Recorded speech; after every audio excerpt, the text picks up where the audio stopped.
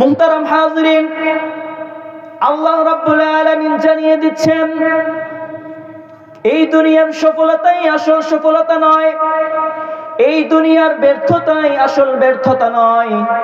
যে জিনিসকে আমরা সফলতার মানদণ্ড হিসাবে নির্ধারণ করেছি, কেউ যদি ভালো একটা চাকরি পায়, কেউ যদি ইউরোপ কান্ট্রিতে গিয়ে এরকম ভাবে বিভিন্ন টাকা ইনকাম করতে থাকে, অঢেল ধন সম্পদের মালিক হয়, দুনিয়ার চর্মচক্ষু দিয়ে আমরা তাকেই সফলকাম এবং সাকসেসফুল মনে করি। কিন্তু মুহতারাম হাজিরিন, আল্লাহ রাব্বুল আলামিনের মানদণ্ডে সফলতার যেই আল্লাহ তাআলা যেই ভূমিকা, সফলতার যেই সংজ্ঞা দিয়েছেন, আল্লাহ তাআলা বলে দিয়েছেন فمن زحزح عن النار وأدخل الجنة فقد فاز। الله أكبر। যেই ব্যক্তি জাহান্নাম থেকে মুক্তি পেয়ে কাল কিয়ামতের ময়দানে জান্নাতীদের অন্তর্ভুক্ত হয়ে যাবে, সেই হচ্ছে প্রকৃত সফলকাম, সেই হচ্ছে প্রকৃত সাকসেসম্যান।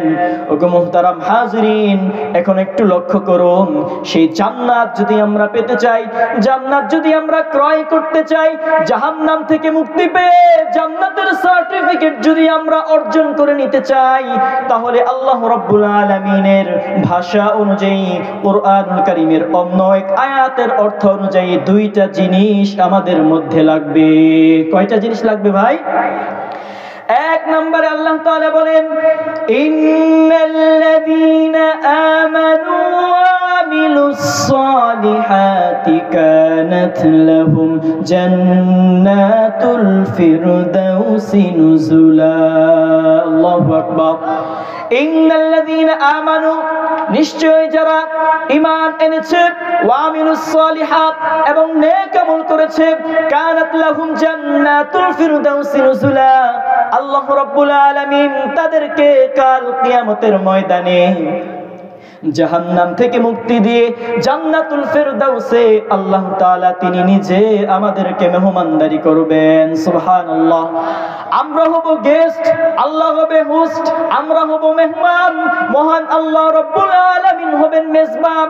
এই দুনিয়াতে মেজবান যত ভিআইপি হয়, যত উন্নত হয়, খাবার দাবার, বাসস্থান, সব কিছুর কোয়ালিটি ঠিক ততটাই উন্নত হয়। মেহমান যত ভালো কোয়ালিটিরই থাকুক না কেন, মেজবান যদি উন্নত মানের না হয়, মেজবান যদি ভিআইপি কোয়ালিটির না হয়, সেই রকম দুনিয়ার দৃষ্টিতে তেমন মেহমানদারি করতে পারে না। এখন যদি প্রশ্ন করি, মেহমানদারি আল্লাহ তাআলা কিভাবে করবেন, কাদের মাধ্যমে করবেন? আল্লাহ রাব্বুল আলামিন আমাদেরকে জানিয়ে দিচ্ছেন, ইন্নাল্লাযীনা ক্বালু রাব্বুনাল্লাহ ثم استقاموا تتنزل عليهم الملائكة ألا تخافوا ولا تحزنوا وأبشروا بالجنة التي كنتم توعدون। الله أكبر। আল্লাহ রাব্বুল আলামিন জানিয়ে দিচ্ছেন আমাদেরকে কিভাবে মেহমানদারি করবেন।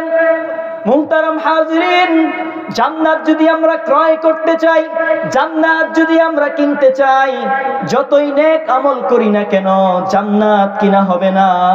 নেক আমলের মাধ্যমে জান্নাতের কোয়ালিটি উন্নত কিংবা নিম্নমানের হবে। কি হবে?